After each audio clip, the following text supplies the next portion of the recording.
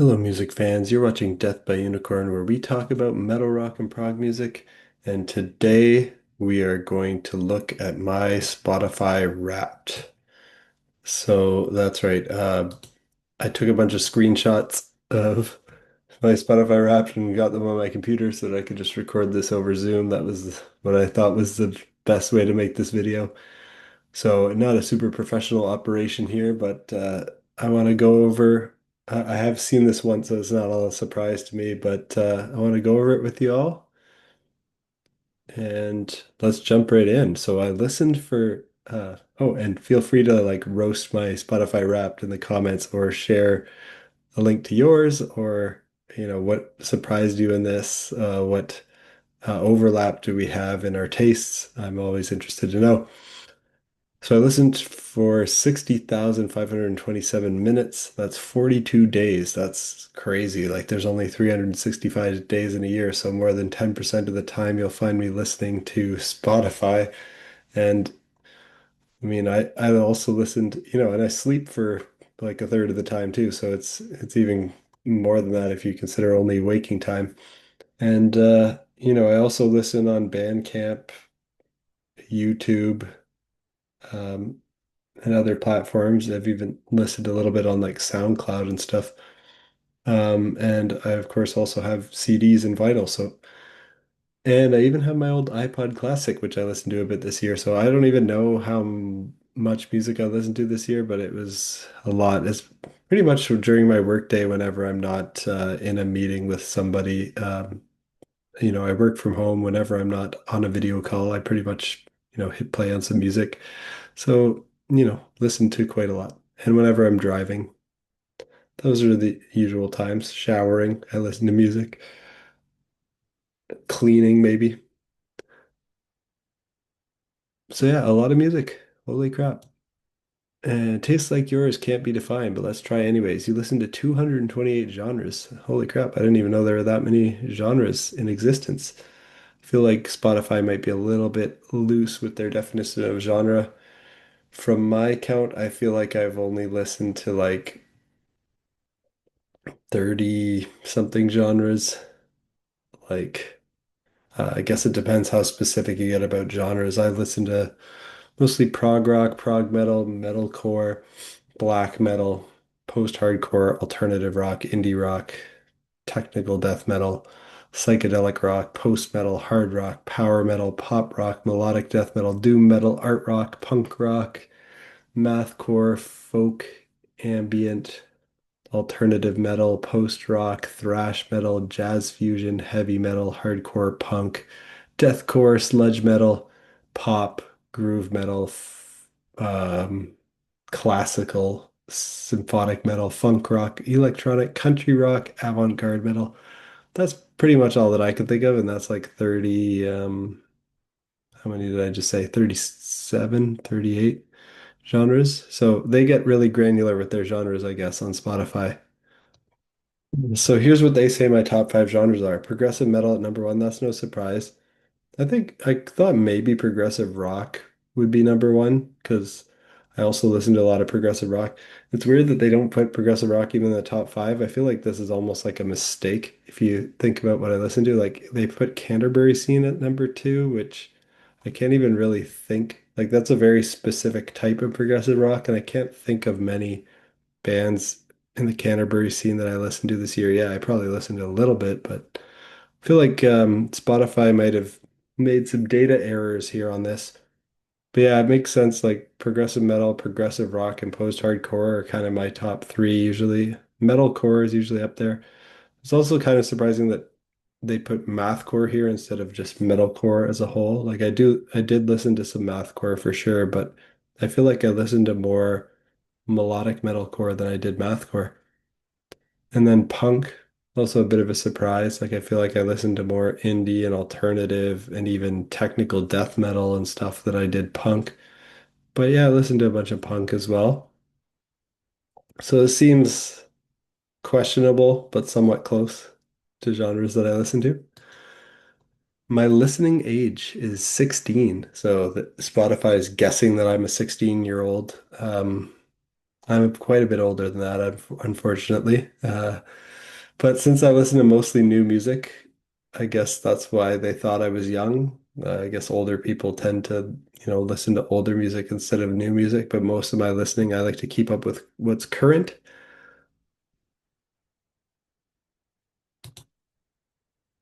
And I listened to 6,086 songs this year. That's quite a bit.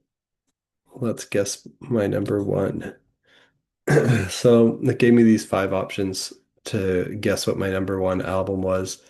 S Sinister by Tara Mays, Kaleidoscope by Idola, The Passing by Jacob Roberge, Nomad by Acacia Ridge, and Midnight Messiah by Dream Theater. I noticed that these are all tracks that I believe came out earlier in the year, like in the first couple months of the year. And that makes sense because I had more time throughout the year to listen to them over and over again. And these are all songs that I've listened to a bunch.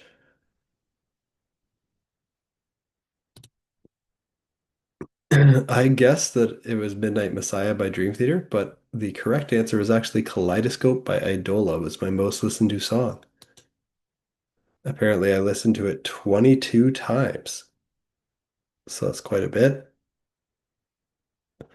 Although this is only counting my Spotify listening, maybe since I had the Dream Theater album also on vinyl and on my iPod, I might have actually listened to Midnight Messiah more. Likewise, I also had Jacob Roberge's album on CD, so I might have listened to The Passing more than Kaleidoscope. So I feel like Midnight Messiah and The Passing are probably my top two tracks in terms of listening this year. So my top five songs, it goes Kaleidoscope by Idola, then The Passing by Jacob Roberge, then Midnight Messiah by Dream Theater, then Sinister by Tara Mays, then Nomad by Acacia Ridge. Acacia Ridge, kind of a wild card in here. Like I listened to their album a lot, but I didn't really expect them to be at number five. It's a band that I just discovered this year. I also just discovered Jacob Roberge this year. So there's two kind of new to me artists in my top five songs of the year, which is cool. The other three, Idola, Dream Theater, Terra Maze, I already loved those bands before the year started, so no surprise that I listened to them a lot. Now, I listened to 493 albums this year. Oh, that's neat.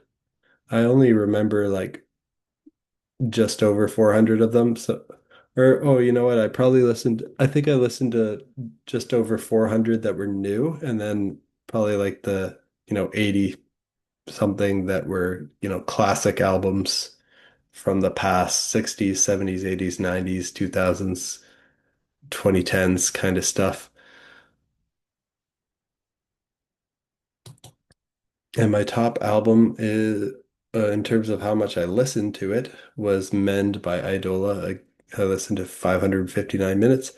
Again, I think this is undercounting the ones that I have on vinyl and CD, which are like I didn't buy a physical copy of Men by Idola, but my top seven or so albums I did buy physical copies of this year, and I listened to them more.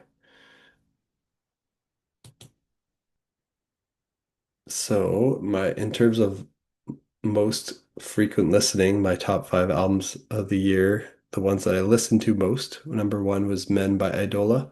Number two is The Deviant Era by Acacia Ridge. Again, I'm surprised, but it came out early in the year as well, and I definitely remember spinning it quite a bit, and I do love it.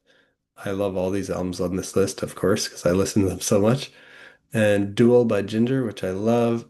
Uh, Bumblefoot with Returns, the only instrumental album on this list. And again, I don't usually listen to instrumental albums, but this is, the instrumental album that I listened to most this year.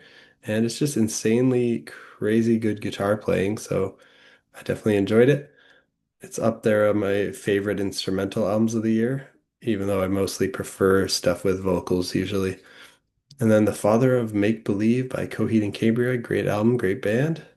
Not my favorite by them, but still really solid. I listened to 897 artists this year. That's a lot. Kind of wild. How does that make sense that I listened to only 493 albums, but I've listened to 897 artists? I guess some of the albums had multiple artists on them. Yeah, I guess there's collaborative songs. That might be the only way that makes sense. Because I've listened to multiple albums by the same artist this year, so I don't know how I've listened to more artists than I did albums. I guess if I just listened to a single song, it doesn't count as listening to the album. That might be it. I might have listened to some singles. I don't know. My data nerd brain is getting confused by these stats. All right, these five artists were special. So the Beach Boys, that's interesting. So they haven't released new music, but actually they are a band that I've just started doing a deep dive on their discography this year. So before 2025, I had only really heard Pet Sounds by them and like their greatest hits, which I think my parents have on CD and um, I've heard that in my childhood and everything, their greatest hits album. And then, I explored Pet Sounds probably like 5 years ago or something. Uh, I always liked their greatest hits, but was never in love with it. They were kind of just like an old school band for me. But then, I heard so many good things about Pet Sounds. I checked that out. Love that as well. But then I kind of just didn't check out the rest of their catalog. But, I've heard a lot of good things about them. And I was kind of thinking to myself, like, uh, did great music just start with the Beatles? Because like everything that I've listened to is either the Beatles or later. I don't really listen to mu much music from before the Beatles. And then this band popped into my head, and I realized they started their first album was a year before the Beatles' first album. And I was like, hey, maybe like there's some good music from before the Beatles to check out. So I checked out their debut and enjoyed it and just kind of started going through their discography. And yeah, I mean, they have some hit or miss stuff. It's not all good, but a lot of a lot of their stuff is really good. Some of it's just so-so. But I'm pretty interested. I haven't finished their entire discography yet, though. I'm looking forward to listening to the rest. Coheed and Cambria is another one of my five artists that I listen to most this year. Deftones is another one. I saw them live this year, so with System of a Down. So I might have been listening to them a bunch to get pumped for that. And I love their 2025 album. Amazing work. Acacia Ridge. Again, I listened to their album more than I thought. I didn't think they would be in the top five, but great album. And Idola. Amazing band. So yeah, I guess I streamed The Deviant Era by Idola 61 times in January. Well, maybe that means 61 songs from that album streamed in January. Because I think my most listened to song I only had 22. And in August, listened to a bunch of the Beach Boys. And November, I think that's Friends by the Beach Boys. So the Beach Boys were apparently my top artists. I spent 408 minutes listening to them, which makes me a top zero point 0.6 global fan. So it's pretty interesting. But I thought I spent more time listening to Idola. Huh, anyway, so Beach Boys were number one, Idola was number two, Acacia Ridge number three, Coheed Cambria number four, and Deftones number five in terms of which artists I listened to most this year. And which club do I belong to? The Grit Collective. I don't even know what that means, but I guess I have grit, so that's cool. Your club believes in rebellion through music. There is no club rule book. Yeah, I guess there's like no rules in the type of music that I listen to. Like pretty much everything in the kitchen sink. You could have like EDM dance beats followed by deathcore breakdowns, followed by a piano ballad, all on the same album when you listen to progressive metal. So yeah, that makes sense.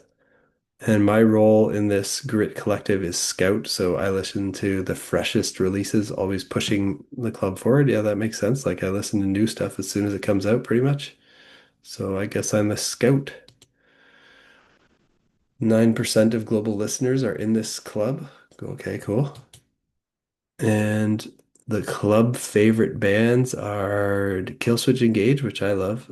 Terra Maze, I love them. Dream Theater, yeah, I love them. Ginger, love them as well. Idola, yep. Between the Buried and Me, yeah, six bands that I love. These are my club favorites. Cool. And now here's some like special days. They had these cards that talked about interesting days in my year. So January 22nd was my most diverse day.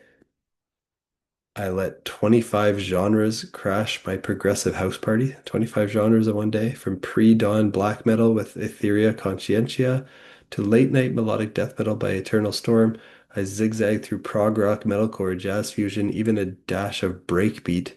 No single genre held the reins. 64 artists and 25 genres filled 346 minutes, making this my most diverse day of the year. Genre hopscotch, Prague spanning marathon. Okay, cool. And on Valentine's Day, this was a repeat heavy day. I let mathcore spiral on repeat until the sunset. So nothing like mathcore on a romantic Valentine's Day. Early morning set the tone with Avatarium. They're a great doom metal band, female fronted. Then Thomas Erik and the Ouroboros, amazing post-hardcore. Pattern Seeking Animals, great prog rock band. Dr. Mocker. And then the day circled back to Mathcore's Intricate Chaos. 312 minutes, 67 plays, 36 repeats. My most repeat heavy day of the year. Mathcore on loop. Repeat rituals.